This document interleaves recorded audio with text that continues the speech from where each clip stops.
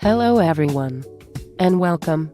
I am Luna Fox, and this is the first episode of what is hopefully a very long series called Pod1013. Now, as many of you know, there are a lot of things wrong with our society. In July 2015, gasoline prices got so bad that people began to riot. It started in Los Angeles, shot up through the Northwest, down the Rockies into the desert, across the plains, around the Great Lakes and onto the South. The U.S. military fought them all over the nation. Major cities like Seattle, Albuquerque, Denver, Dallas, Detroit, and many others fell into the hands of the militia. There were even battles in small cities, on farms, in towns, neighborhood to neighborhood. Each time they fought, lives were lost for both sides. Millions died by the hands of the other, which each side used to fuel their argument for or against the cause. Then, the conflict converged on Washington, D.C. Millions of people that were now without fuel and low on food because of the rising costs took the city in a matter of days. The president, vice president, Senate, and House of Representatives were nowhere to be found after the dust settled. People called out for them to show themselves, but no one answered. Hundreds of thousands of people were starving. Citizens killing each other over something as simple as a can of tuna was cause for a gunfight now. Something had to be done. Control had to be restored.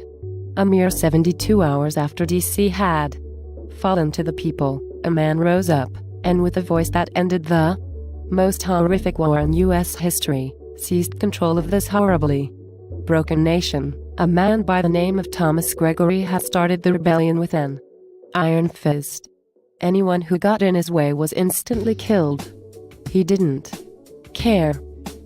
There were thousands of others to take the person's place. After a person would die or surrender, Gregory or his men would search the person and their home, and take what little could be used for the cause.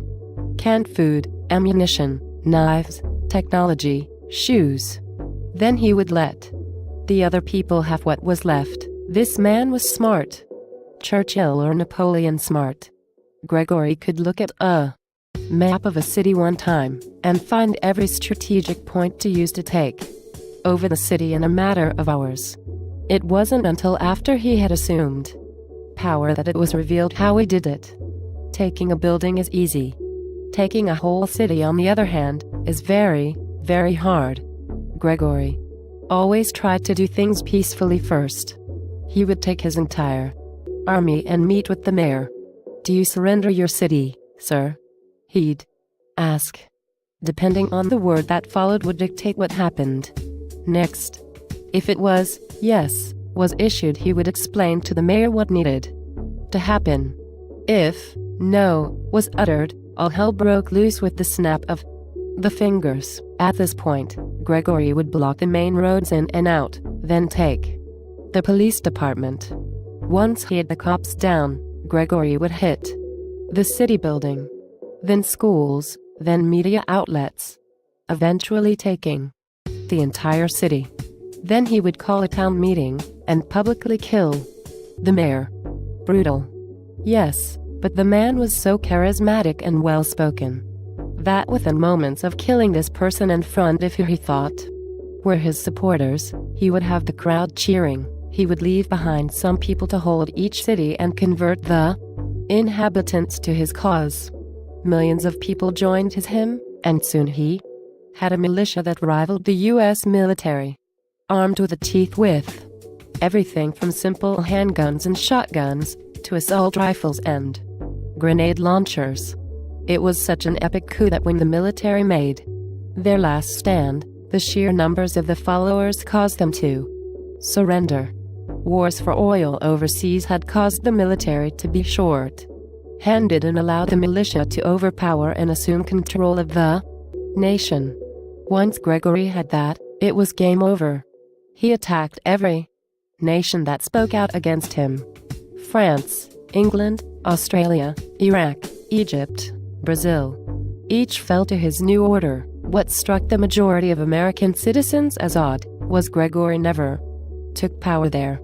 He would bomb the hell out of the countries, nearly obliterating all life there, but he never took control. He would just move a few hundred miles inland, drawing the population with him.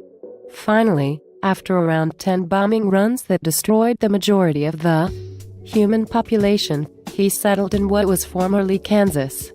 He stood on top of a small courthouse and said to his followers, "Here, everyone. Here, we build the city. A city so large nations will fear it." And that's exactly what happened. That is the end of part 1. I would like to thank a few people for making this possible. First, Devin Long, for pushing me harder to start doing things with my writing. Luna Fox, you are a reason to want to get up in the morning. Third, extranormal.com for letting me use this software. Thank you all. It's mighty bitchin'. If you like this, then let me know through email or on my Twitter at Pod1013. Good night.